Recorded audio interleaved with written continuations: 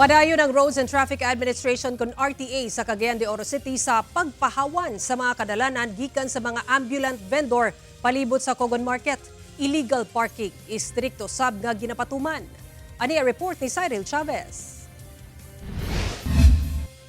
Nagpadayon ang mga operasyon karon nga ginahimo sa mga personahe sa Roads and Traffic Administration batok sa mga malapason sa mga ginapatuman nga mga pulisya sa mga kadalanan sa Cagayan de Oro City. Ning bag-o lang, naglibot ang RTA sa Daomar Street o Guillermo Street duol sa Cogon Market sa syudad kung aduna ba'y mga ambulance street vendors nga nagtinda bisan gibawal. Matod sa RTA, nga halos adlaw-adlaw ang ilang mga operasyon nga aduna sila masakpan nga street vendors nga gapaninda bisan gibawal. Mga special units na to ga-monitor gid always dihang dapita para at least nga malikayan na to no ang pagkabalda sa dagan sa trapiko labi na sa oras sa hapon.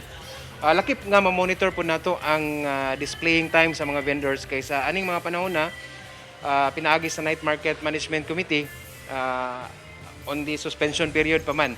Bisan pa man ginakuha sa RTA ang mga baligya sa mga nagmagahing ambulant vendors. Malipayon sila sanglit sukad nagsugod ang tuig. Wala pa'y pisikalay nga nahitabo tali vendors ug ilang mga personahe. Samtang, padayon sabang operasyon nga ginahimo karon sa RTA batok illegal parking sa nagkadaiyang parte sa syudad.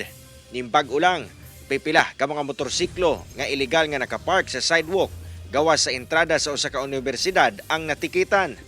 Matod sa RTA, dakong gibawal kini sanglit nakababag na sa dagan sa trapiko. Anaa sa 1,500 pesos ang mabayaran sa mga violator sa maong pulisiya. Sa mga areas nga galibog atong mga kaigsuunan kung naay mga traffic sign nga no parking, sundon lang to nato.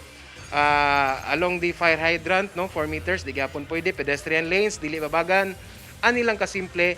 At the same time, ang mga sidewalk dapat cleared lang yun siya. Kauban si Jaybert Pairat, Cyril Chavez, 1 Mindanao.